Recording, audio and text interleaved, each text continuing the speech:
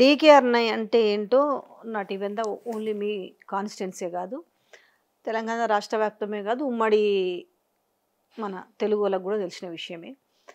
ఒక మాట వింటుంటాం జనరల్గా, ఇప్పుడు కూడా వినిపిస్తుంటుంది. డీకేఆర్ నమ్మ కాంగ్రెస్ పార్టీలో ఉండుంటే రాష్ట్రానికి ఒక ముఖ్యమంత్రి క్యాండిడేట్ ఉండే, ఎందుకో తొందరపడిపోయిందా లేకపోతే ఒక అడుగు వెనక్కేసిందా అనేది ఇప్పుడు కూడా వస్తుంటుంది. అంటే తెలంగాణ రాష్ట్రానికి మహిళా సీఎం అని కానీ, లేదంటే తెలంగాణ రాష్ట్రంలో మహిళా లీడర్లు అన్నప్పుడు కానీ డీకేఆర్ అన్న పేరు ముందు వరుసలో ఉంటుంది. ఆ అవకాశం ఉండి కూడా దాన్ని అందిపుచ్చుకోలేకపోయిందనే మాటలు కూడా మాట్లాడుతారు కదా. ఈ విషయంలో మీకు ఎప్పుడన్నా అనిపిస్తుందా రిగ్రెషన్ కానీ? ఎప్పుడన్నా నాకేం అనిపించదు.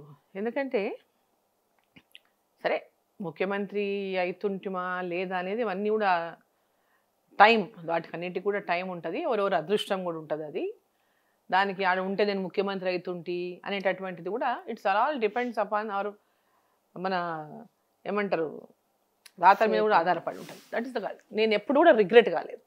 నేను వదిలిపెట్టి వచ్చేసిన అక్కడే ఉంటే నేను ముఖ్యమంత్రిని అవుతుంటేనేమో ఏనాడు రిగ్రెట్ కాలేదు, రిగ్రెట్ కాను కూడా.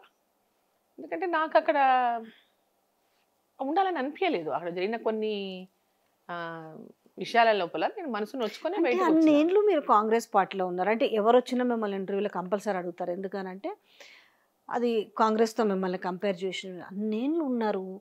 అన్నీ మీరు దేన్నైనా కూడా ఎత్తుకు పై ఎత్తులైనా కూడా ఛేదించగల ఉంది మీకు. ఇటు నుంచి అత్తింటి నుంచి పుట్టింటి నుంచి ఎటు నుంచి అయినా మీకు బ్యాక్గ్రౌండ్ ఉంది, పొలిటికల్ బ్యాక్గ్రౌండ్. నిజంగా కాంగ్రెస్ పార్టీలో జరుగుతున్న విధానాన్ని, మీ పైన జరుగుతున్న ఒక కుట్ర విధానాన్ని, మీన్స్ మిమ్మల్ని ఎదగనీయకుండానో లేకపోతే మిమ్మల్ని అవమానపరిచే క్రమము, దాన్ని మీరు ఛేదించలేకపోయినారు అప్పుడు? ఛేదించలేకపోవడం కాదు, దట్స్ నాట్ ఛేదించలేకపోవడము, లేకుంటే వాళ్ళకి ఇదయ్యి చేయడమో కాదు. అంటే నాకు నచ్చలేదు అక్కడ వాళ్ళ యొక్క ఏమంటారు కుట్ర, వాళ్ళ యొక్క కుళ్ళు.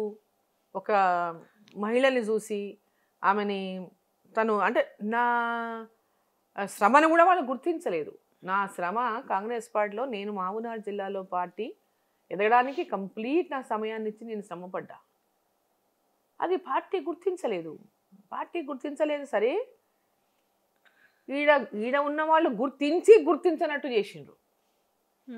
ఏ పార్టీ అంటే పార్టీ కోసం ఎవరైతే శ్రమించలేదో, ఎవరైతే వాళ్ళ పాత్ర ఆ పార్టీ ఎదగడానికి వాళ్ళ పాత్ర కూడా ఏమి లేదో అటువంటి వాళ్ళు వచ్చి పార్టీ ఎదుగుదల గురించి కాదు, కేవలం డీకేఆర్ని అణిచివేస్తే దానికి ఒక ప్రణాళిక చేసుకొని ఏదైతే అక్కడ నడిపిస్తున్నప్పుడు దాంట్లో అనేక మంది పాత్రధారులు అయినరు దాంట్లో. సో నాకు ప్రతి ఒక్కరి దగ్గర పోయి నేను ఎక్స్ప్లెనేషన్ ఇచ్చుకోవడము, బెగ్ చేయడము నాకు నచ్చేది కాదు. నాకు ఆత్మగౌరవం ఉన్నదాన్ని నాకు అవసరం లేదనుకుని నేను అక్కడ ఉండదలుచుకోలేదు, ఉండబుద్ధి అవ్వలేదు.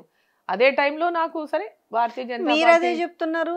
సరే మీరందరూ ఒకటే టైంలో మినిస్టర్స్ అయిన వాళ్ళు, సబితమ్మ కూడా అదే చెప్తుండే. అంటే మహిళలు ఎదుర్కోలేకపోయారు అనేది నాకు వినిపిస్తుంటే, నేను మాట్లాడినప్పుడు తను కూడా మాట్లాడిన విధానము ఎదుర్కోలేకపోవడం కాదు, దీన్ని సఫకేట్ అయ్యారు మీరు. ఆత్మగౌరవాన్ని అంటే మమ్మల్ని ఇచ్చినప్పుడు రోడ్డు మీద పడి అరవడము, మీడియాలో ఉరలడము అది కాదు. మేము బయటకు వచ్చి ఇష్టం ఉన్నట్టు తిట్టొచ్చు, ఇష్టం ఉన్నట్టు అనొచ్చు, అదే పెద్ద విషయం కాదు దానికి అనడానికి. ఈయన ఇట్లా ఆయన అట్లా ఆయన దాంతోన ఒరిగేదేమి ఉండదు. అట్లాంటిది అంటే మాకున్నటువంటి సెల్ఫ్ రెస్పెక్ట్ ముఖ్యమంత్రి పదవి కంటే కూడా నా సెల్ఫ్ రెస్పెక్ట్ నాకు ముఖ్యం. ముఖ్యమంత్రి పదవి నాకు ముఖ్యం కాదు, నా సెల్ఫ్ రెస్పెక్ట్ నాకు ముఖ్యం. గౌరవం కోసమే ఉంటాం కానీ ఏదో పదవుల కోసం ఎక్కడికైనా ఏదైనా చేసి ఏదైనా ఏమన్నా అని నాకు పదవి వస్తే చాలా ఆ టైపులో లేవు. ఆత్మగౌరవం కంటే మించింది ఇంకోటి లేదు. అందులో స్పెషల్లీ ఉమెన్ మహిళ ఎప్పుడు గౌరవాన్ని కోరుకుంటుంది. ఆ గౌరవం అక్కడ లభించడం లేదన్నప్పుడు ఇక ఆలోచించిన వేరే దారి చూసుకున్నా నేను అంతే. అక్కడ గౌరవం ఎప్పుడైతే అక్కడ మనల్ని గౌరవించడం లేదు, అణచివేయాలని నా శ్రమను గుర్తించకుండా అణగదొక్కాలేమని ఎట్టి పరిస్థితులు ఇక్కడ నుంచి ఇచ్చేయాలంటటువంటిది ఉన్నప్పుడు నేను ఎందుకు అవసరం లేదా? నా శక్తి ఉంది, నేను ఇండిపెండెంట్గానే గెలవగలుగుతుంటే మహబూబ్ నగర్లో, అది నా పెద్ద విషయం కాదు. కానీ భారతీయ జనతా పార్టీ నుంచి నాతో మాట్లాడింది రెండు జాతీయ పార్టీలు ఇప్పుడు అంటే కొంతమంది మాట్లాడినరు. మాట్లాడి నన్ను ఆహ్వానించిండ్రు పార్టీలోకి. ఆహ్వానించినప్పుడు అప్పుడు కూడా నేను పార్టీ మారడానికి అంత అంటే మారాలంటే కూడా నాకు మనసు ఒప్పలేదు వాస్తవంగా చెప్పాలంటే. కానీ వాళ్ళు ఇచ్చినటువంటి ఆహ్, వాళ్ళు ఇచ్చిన గౌరవం గాని, వాళ్ళు మాట్లాడిన పద్ధతి గాని అవన్నీ చూస్తే అరే! నాకు వీళ్ళు ఇంత గుర్తింపు అంటే వేరే పార్టీ కూడా నన్ను ఇంత గుర్తిస్తున్నప్పుడు, సొంత పార్టీ వాళ్ళు గుర్తించలేదు. వేరే పార్టీ బీజేపీ అనే పార్టీ ఇక్కడ రాష్ట్రంలో కూడా ఆనాడు అసలు భారతీయ జనతా పార్టీ నేను చేరిన రోజు భారతీయ జనతా పార్టీ తెలంగాణలో అసలు స్ట్రాంగ్ లేదు. Only in Hyderabad. సో అటువంటి పరిస్థితుల్లో కూడా నేను డిసిషన్ తీసుకున్నానంటే, నేను నా ఆత్మగౌరవం కోసమే, నా రెస్పెక్ట్ కోసమే నేను డిసిషన్ తీసుకున్నా.